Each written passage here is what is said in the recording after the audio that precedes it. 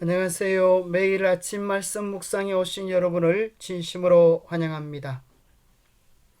9월 11일 일요일 섬김을 위한 복종 기억절. 내가 진실로 진실로 너희에게 이르노니 하늘의 밀이 땅에 떨어져 죽지 아니하면 하늘 그대로 있고 죽으면 많은 열매를 맺느니라. 생각할 문제: 하늘의 밀이 많은 열매를 맺기 위해 거쳐야 할 3단계는 무엇입니까? 예수님이 우리를 구원하시기 위해 취하신 3단계는 무엇입니까? 오늘 우리에게 주는 교훈은 무엇입니까? 제11과는 12과는 하늘의 밀처럼 죽음이라는 제목으로 우리 예수님께서 가르치신 영적 섬김의 법칙에 대하여 생각해 보게 되겠습니다. 하늘의 밀이 많은 열매를 맺기 위하여 거쳐야 할 세 가지 단계는 무엇일까요? 하늘의 밀이 땅에 떨어져 죽지 아니하면 하늘 그대로 있고 죽으면 많은 열매를 맺느니라. 우리 예수님께서 말씀하셨습니다. 하늘의 밀이 땅에 떨어져 죽지 아니하면 하늘 그대로 일 뿐이지만 죽으면 많은 열매를 맺어서 풍성해져서 온 세상에 가득 차는 비결을 말씀해 주고 계십니다. 하늘의 밀이 풍성해지려면 첫 번째는 땅에 떨어지는 경험이 있어야 합니다. 줄기에서 떨어진 밀알은 어느 지점에 어떻게 떨어질지를 선택할 수 없지만 떨어져야 가능합니다. 두 번째, 떨어진다고 해서 바로 그 일이 이루어지는 것이 아니라 그 밀알은 오랜 시간을 기다려야 합니다. 앞으로 그에게 어떤 일이 닥칠지 전혀 알지 못한 채로 말입니다. 셋째는 반드시 그 밀알이 죽어야 합니다.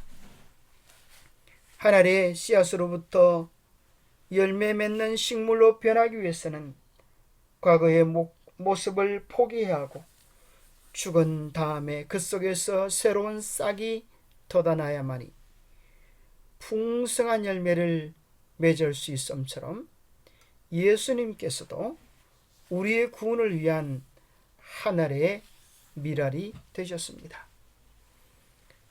그래서 예수님은 우리를 위하여 떨어지시고 기다리시고 죽으셨습니다. 너희 안에 이 마음을 품으라. 곧 그리스도 예수의 마음이니 그는 근본 하나님의 본체시나 하나님과 동등됨을 취할 것으로 여기지 아니하시고 오히려 자기를 비워 종의 형체를 가지사 사람들과 같이 되셨고 사람의 모양으로 나타나사 자기를 낮추시고 죽기까지 복종하셨으니 곧 십자가에 죽으심이라. 이러므로 하나님이 그를 지극히 높여 모든 이름 위에 뛰어난 이름을 주셨습니다. 오늘날 세상의 문화는 어떻게든지 더 높은 계급으로 올라가려고 하는 것입니다. 인간이 이 세상에 존재한 이후, 죄가 이 땅에 들어온 이후 인간은 언제나 권력을 위하여, 권리를 위하여 싸워왔습니다. 다른 사람을 지배하려고 하고 보다 더 높은 계층에 오르기 위하여 끊임없이 수고하고 뺏고 싸우고 전쟁을 일으켜왔습니다. 이것이 이 세상의 법칙과도 같습니다. 자신의 권리를 주장하고 요구하도록 부추기는 세상 문화. 이처럼 권리를 주장하는 것은 좋은 일이고 또한 그렇게 하는 것이 마땅한 것처럼 여겨질 때가 있습니다. 하지만 예수님은 하나님의 왕국을 위해 영원한 영향을 미치는 방식으로 아버지를 섬기기 위해 우리 자신의 권리를 기꺼이 포기하는 것이 하나님의 뜻이라고 알려주십니다.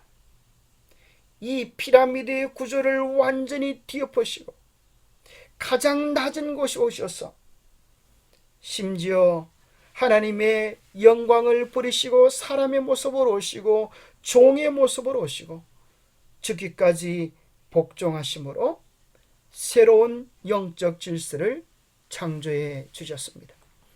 예수님이 우리를 위하여 하신 세 가지 단계는 마치 미랄의 모습과도 비슷합니다. 첫 번째는 예수님께서는 우리를 구원하시기 위하여 아버지와 동등됨을 포기하시고 유한한 인간의 모습으로 이 땅에 떨어지셨습니다. 하늘의 보좌를 부리시고 하나님의 영광의 형상을 부리시고 참으로 가장 초라하고 보잘것없는 인간의 모습으로 이 땅에 오셨습니다. 그리고 우리 예수님은 오래도록 기다리셨습니다. 섬기며 봉사하는 삶을 사시고 다른 인간을 위한 종의 모습으로 한평생을 섬기셨습니다. 마지막으로 주님은 미랄처럼 죽으셨습니다. 예수님은 평안하고 장수하는 생애를 살지 않으시고 죽기까지 복종하시고 마침내 예수님께서는 고상하고 영화롭게 죽지도 못하시고 우리를 위하여 십자가에서 가장 초라하고 비참한 모습으로 돌아가셔야만 했습니다. 무엇 때문입니까? 우리를 살리시기 위하여, 우리를 구원하시기 위하여, 죽을 수밖에 없는 우리를 새 생명으로 일으키시기 위하여 당신이 우리를 대신하여 온전히 죽으셨던 것입니다. 바로 예수님의 세 가지 단계, 동등됨을 포기하시고 종의 모습으로 오시고 죽기까지 포기하신 주님의 사랑, 그 절대적 희생이 우리로 살게 해주시는 것입니다. 우리가 누리는 특권은, 우리가 주님 안에서 누리는 특권은 그저 우연히 주어진 것이 아닙니다. 그분께서 거기에 합당한 대가를 지불하셨기 때문입니다. 고린도서 8장 9절은 이야기하기를 우리 주 예수 그리스도의 은혜를 너희가 알거니와 부유하신 이로 너희를 위하여 가난하게 되심은 그분이 가난하게 되심으로 말미암아 우리를 부요하게 하려 하심이라고 말씀합니다. 예수님께서 하나님과 동등됨을 포기하심으로 우리의 처지와 형편의 사람의 모습으로 오실 수가 있으셨고 우리를 구원하여서 하나님의 형상으로 회복할 수 있으셨습니다. 종의 모습으로 오셔서 죄의 종이 된 우리를 살리실 수 있는 권세가 있으셨습니다. 죽기까지 복종하심으로 영원한 죽음에서 우리로 하여금 새 생명을 얻게 하시는 실제적인 복음이 되어 주셨습니다. 그러나 우리 주님의 희생은 여기서, 수고와 죽음과 아픔은 여기서 끝난 것이 아닙니다. 미랄은 하늘의 미랄이 땅에 떨어져 기다리고 죽는 것으로 끝나지 아니하고 죽으면 많은 열매를 맺는 절대 법칙으로 변하는 것입니다. 그것이 미랄의 법칙입니다. 예수님이 하늘의 미랄이 되어 이 땅에 오셔서 우리를 위하여 죽으셨고 그 하늘의 미랄은 12 제자가 되었습니다. 12 제자들도 주님을 위하여 하늘의 미랄이 되었습니다. 12 제자들 120명의 다락방에 기도하는 백성들, 하루에 3,000명의 역사가 일어나고 무수히 많은 복음의 씨앗들은 충성된 이들에게서 또 다른 이들에게 전해져서 결국은 온 세상을 그리스도의 복음으로 물들이게 될 것입니다. 이것이 미랄의 법칙의 놀라운 위력입니다. 온전히 죽으면 죽음으로 끝나는 것이 아니라 무수히 헤아릴 수 없는 많은 열매로 새 생명으로 일어나게 되겠다는 약속인 것입니다. 그 약속 속에서 우리는 새로운 소망과 비전을 발견하게 되는 것입니다. 영감의 교훈, 섬기고 굴복하셨던 그리스도의 생애, 그리스도의 거룩한 생애와 성품은 충성스러운 모본이다. 당신의 하늘 아버지께 속한 그분의 신뢰심은 무한하셨다. 그는 아낌없이 완전하게 순종하고 굴복하셨다. 그분은 섬김을 받기 위해서가 아니라 다른 사람을 섬기기 위하여 오셨다. 그분은 당신 스스로의 뜻을 행하기 위해서가 아니라 당신을 보내신 그분의 뜻을 행하고자 오셨다.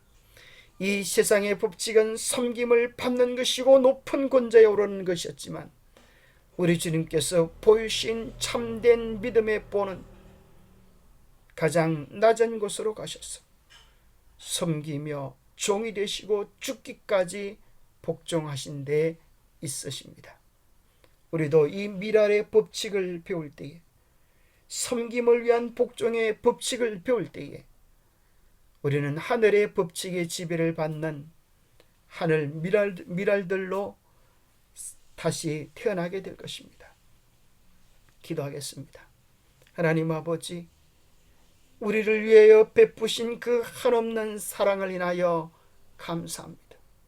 우리도 이제 더 이상 우리의 이름을 위하여, 우리의 자리를 위하여 남을 짓밟고 빼앗는 세상적 법칙의 지배를 받고 싶지 않습니다. 하늘의 보좌를 버리고 사람의 종으로 이 땅에 오셔서 죽기까지 아버지의 뜻에 복종하셨던 하늘의 법칙, 예수님의 모본을 따라 살고 싶습니다. 하지만 우리 힘으로 그렇게 되는 것이 쉽지 않음을 압니다. 예수 그리스도를 주관하셨던 그 사랑의 법이, 사랑의 성령이 우리 안에 오셔서 우리 안에도 위대한 미랄의 법칙을 이루어 주시옵소서.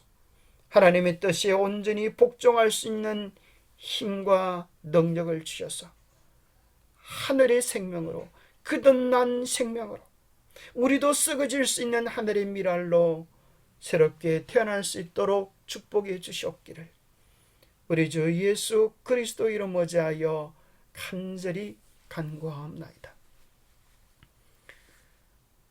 뺏고 싸우고 경쟁하고 오르는 세상의 법칙은 높은 곳에 올라갈 것처럼 보여도 그 마지막은 패망이요, 섬기며 봉사하고 사랑하는 것은 가장 초라한 것 같아도 우리 주님께서 보여주신 것처럼 온 세상, 온 우주를 주관하는 미랄의 법칙, 영적 생명의 법칙입니다.